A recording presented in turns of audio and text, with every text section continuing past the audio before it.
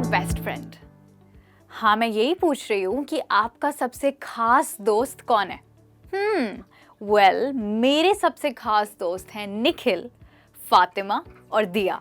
इन तीनों को मैं बहुत सालों से जानती हूँ और आज मैं आपको इनकी पर्सनालिटीज़ के बारे में कुछ मज़ेदार बातें बताऊंगी और आपको उन्हें सुन के बहुत हंसी भी आने वाली है।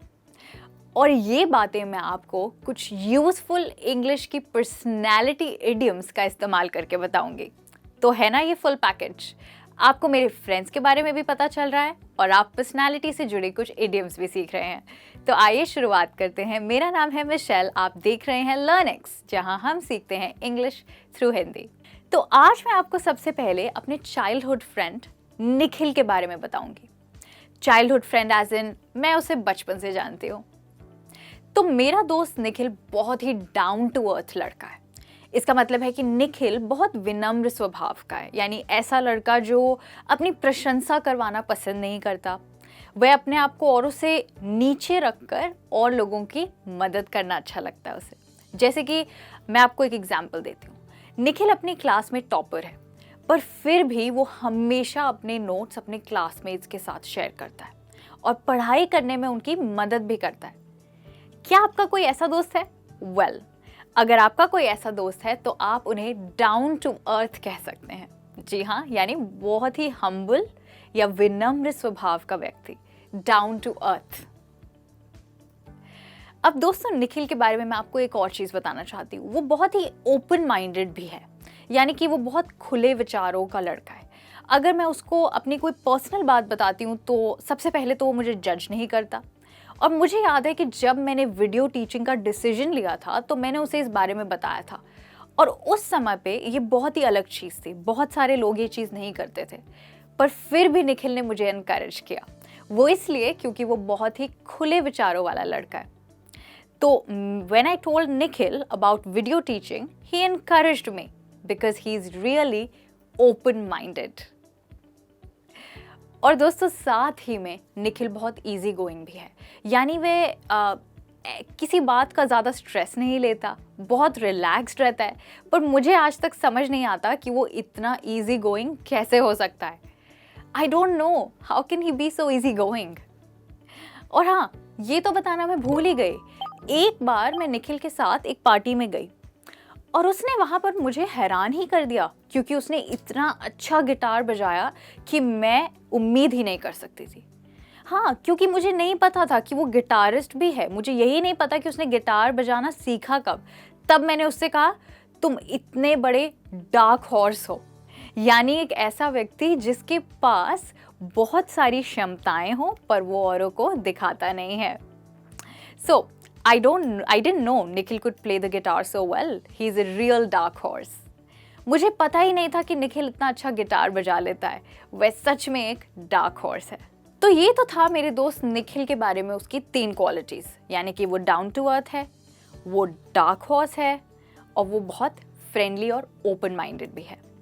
अब मेरी अगली दोस्त का नाम है फातिमा। फातिमा तो एक सोशल बटरफ्लाई है। इसका मतलब है कि अगर आप कभी उसके साथ किसी पार्टी में जाएंगे तो वह आपको ज़्यादा देर दिखेगी नहीं, क्योंकि वह पार्टी में अलग अलग लोगों के पास जाकर बातें करना पसंद करती है। जैसे बटरफ्लाई अलग अलग फ्लावर्स पे जाती है ना, वैसे ही वो अलग अलग लोगों के पास जाती है, मानो कमरे में बटरफ्लाई की तरह उड़ रही हो, पर सोशल बटरफ्लाई। यानी कि she keeps moving around the room like some sort of butterfly, a social butterfly. अब आप समझ ही गए होंगे कि वो कितनी बड़ी पार्टी एनिमल होगी, यानी कोई ऐसा व्यक्ति जिसको पार्टीज अटेंड करना बहुत पसंद हो। तो मेरी दोस्त फातिमा से मैं हर बार एक ही सवाल पूछती हूँ, are you going out again tonight? You are such a party animal. तुम आज रात फिर से पार्टी जा रही हो? तुम कितनी बड़ी पार्टी एनिमल हो।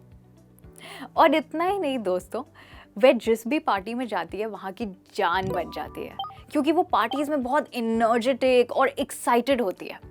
इसलिए लोग अक्सर उसे पार्टी की जान बुलाते हैं, यानी life and soul of the party. I clearly remember when we went to Nikhil's birthday party, she was the life and soul. मुझे अच्छे से याद है जब हम निखिल के जन्मदिन के जश्न पे गए थे तो वह पार्टी की जान बन गई थी, यानी कि life and soul of the party. Well, Fatima के बारे में इतना ही। अब मैं आपको दिया के बारे में कुछ बताऊंगी। तो दोस्तों, दिया मेरी कॉलेज की फ्रेंड है और वो बहुत ही कुशल है, यानी कि बहुत केपेबल है। वह पियानो को काफ़ी अच्छे से बजा सकती है, वह काफ़ी अच्छे तरीके से स्केच कर सकती है और वो एक बहुत फैंटास्टिक वेबसाइट भी बना सकती है। जी हाँ, उसने मेरे लिए भी बनाई है। और इतना ही नहीं, वो बंगाली, जर्मन, इंग्लिश और हिंदी ये सारी लैंग्वेजेस बोल भी सकती है और लिख भी सकती है। इसीलिए मैं उसे जैक ऑफ ऑल ट्रेड्स बुलाती हूँ, यानी कि कोई ऐसा व्यक्ति जो बहुत सारी चीज़ें कर पाए और बहुत सारी चीज़ें करने में कुशल भी हो, यानी capable. So I call her jack of all trades because she can do a lot of things very well. तो मैं उसे जैक ऑफ ऑल ट्रेड्स बुलाती हूँ क्योंकि वो बहुत सारी चीज़ें अच्छे से कर सकती है। और दोस्तों, दिया की एक और क्वालिटी है, वह जब भी चाहती है कोई भी लक्ष्य हासिल कर लेती है, क्योंकि वो किसी भी अपॉर्चुनिटी को मिस नहीं करती। इसलिए मैं उसको गो गेटर बुलाती हूँ। वो इसलिए क्योंकि जब भी उसे कोई मौका मिलता है सफलता पाने का, वो उस मौके को पकड़ लेती है और दृढ़ता से उसे पाने की कोशिश करती है। इसलिए दिया एक गो गेटर है। और हाँ, एक चीज़ में दिया और मैं बिल्कुल अलग है, और वो है ये कि दिया एक अर्ली बर्ड है, यानी कि वो सुबह बहुत जल्दी उठती है 5 बजे और अपने सारे काम कर लेती है 8 बजे तक, जब मैं उठती हूँ। इसीलिए मैं उसे हमेशा कहती हूँ, Diya, you are early to rise, early to bed, that's why I call you an early bird. तुम रोज रात को जल्दी सोती हो और सुबह जल्दी उठती हो, इसीलिए मैं तुम्हें अर्ली बर्ड बुलाती हूँ। और दोस्तों, क्या आपको पता है, मेरे कॉलेज में सब दिया को स्मार्ट कुकी बुलाते थे, यानी कि कोई ऐसा व्यक्ति जो काफ़ी होशियार हो। वेल, दिस इज़ ट्रू, क्योंकि Diya is actually a smart cookie. All her projects were successful in the class. Diya सच में ही काफ़ी होशियार थी क्योंकि उसके सारे प्रोजेक्ट्स क्लास में सबसे सफल होते थे। और इतना ही नहीं, उसको बहुत लोग ब्राइट स्पार्क भी बुलाते थे। ब्राइट स्पार्क का मतलब भी होता है बहुत होशियार होना। तो ये थी कुछ क्वालिटीज़ मेरी फ्रेंड दिया की। याद रखिएगा, मैं उसे jack of all trades, bright spark और बहुत सारे अलग अलग क्वालिटी वाले वर्ड्स यूज़ करके बताती हूँ क्योंकि वो इतनी स्मार्ट कुकी है। तो ये था मेरा इंट्रोडक्शन मेरे 3 दोस्तों के लिए। आज आपने देखा मैंने कितने सारे इंटरेस्टिंग पर्सनालिटी इडियम्स को यूज़ करके अपने दोस्तों को आपको डिस्क्राइब किया। अब आपकी बारी है। आप मुझे कमेंट में अपने बेस्ट फ्रेंड के लिए कम से कम इसमें से एक इडियम यूज़ करके बताइए कि उनकी पर्सनालिटी कैसी है। और अगर आपको आज का लेसन अच्छा लगा, आपने एंजॉय किया, then do share it with your friends, ताकि हम सब और लोगों को अच्छे से डिस्क्राइब कर पाएँ। तो I'll be back soon with another lesson. Till then, keep learning English. Bye-bye.